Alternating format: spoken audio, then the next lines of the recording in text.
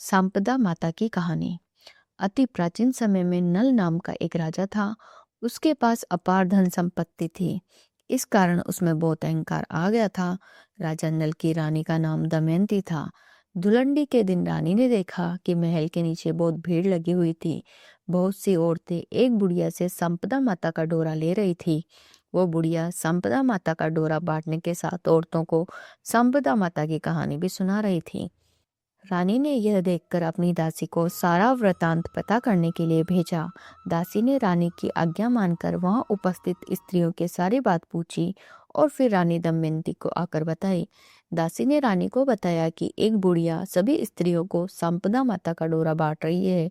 इस डोरे की पूजा करने और इसे बांधने से संपदा माता की कृपा से धन लक्ष्मी की प्राप्ति होती है। दासी ने रानी को बताया कि कच्चे सूत की 16 तार से डोरा बनाकर उसमें 16 गांठ लगाएं। फिर उसे हल्दी में रंग कर रोली चावल से पूजा करें। जो कि 16 दाने हाथ में लेकर संपदा माता की कहानी पढ़ें या सुने। कहानी सुनने के बाद डोरे को गले में बांध ले।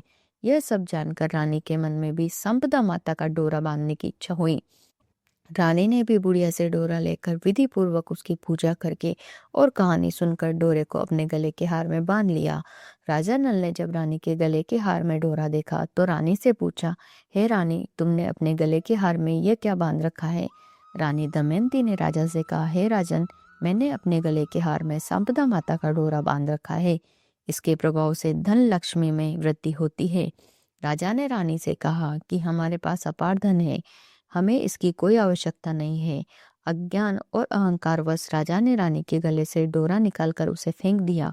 राजा के इस कृत्य से संपदा माता रुष्ट हो गई और उन्होंने राजा को स्वप्न में दर्शन देकर कहा, हे राजन, मैं संपदा हूँ। तुमने मेरा अपमान किया है, इसलिए अब मैं तुम्हारे पास से जा रही हूँ।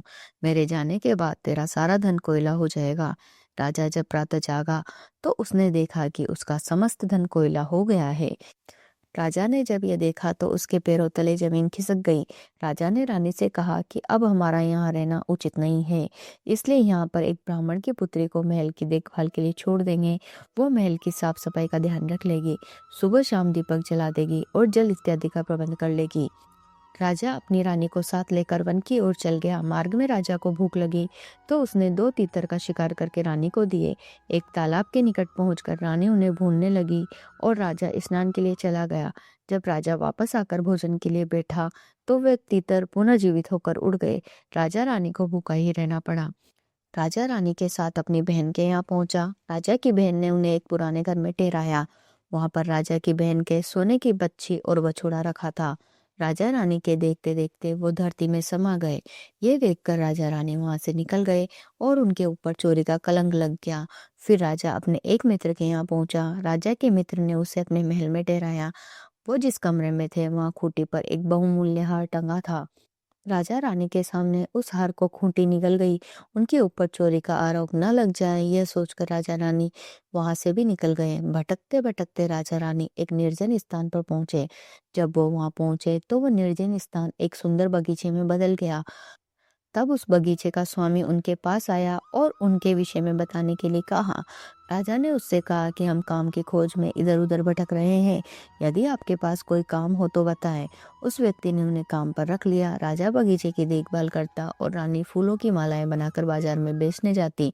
एक दिन रानी ने देखा कि कुछ स्त्रियां सांपदा का डोरा ले रही है और कहानी सुन रही है। यह देखकर उसे अपनी पुरानी बातें याद आ गई।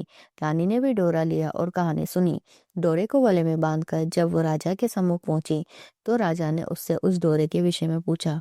रानी ने राजा को किस्सा याद दिलाया और राजा ने जो भूल की थी उसका स्मरण कराया।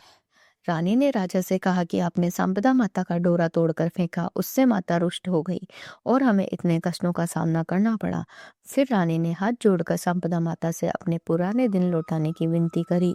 राजा को भी अपनी भूल का एहसास हुआ और उसने भी संपदा माता से अपनी गलती के लिए क्षमा मांगी। ऐसा करने से सांबदा माता प्रसन्न हो गई और रात्रि में राजा को स्वप्न आया। उसमें उसने देखा कि एक स्त्री कह रही है कि मैं जा रही हूँ और दूसरी कह रही है कि मैं आ रही हूँ। राजा ने उनसे परिचय पूछा तो आने वाली ने अपना परिचय दिया कि मैं लक्ष्मी हूँ और जाने वाली ने कहा कि मैं दरिद्रता हूँ। राजा जब प्रातः उठा और कुएं पर जल लेने गया। राजा ने जब कुएं से जल निकाला तो पहली बार जौ निकले, दूसरी बार हल्दी, तीसरी बार कच्चा सूत निकला। राजा ने ले जाकर वो सभी चीजें रानी को दे दी। रानी ने विधि विधान से सांपदा माता के ढोरे की पूजा की। सांपदा माता की कृपा से धन धान्य की प्राप्ति हुई। फिर वो दोनों अपने राज्य की ओर चल दिए। राजा रानी को साथ लेकर अपने मित्र के पास पहुंचा। मित्र उन्हें उसी कमरे में ले गया जिसमें उन्हें पहले रुकवाया था।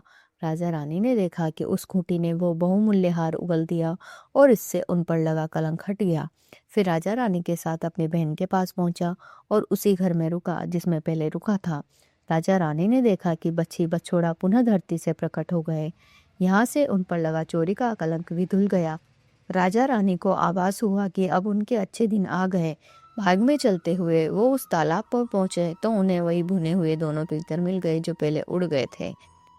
राजा रानी जब महल में पहुंचे तो महल पहले की भांति भव्य हो गया था। उनका जो धन कोयले में बदल गया था वो उन्हें पुनः पूर्व स्थिति में प्राप्त हो गया। राजा रानी ने जिस ब्राह्मण की पुत्री को महल की देखभाल के लिए छोड़ा था उसे उन्होंने अपनी पुत्री बना लिया।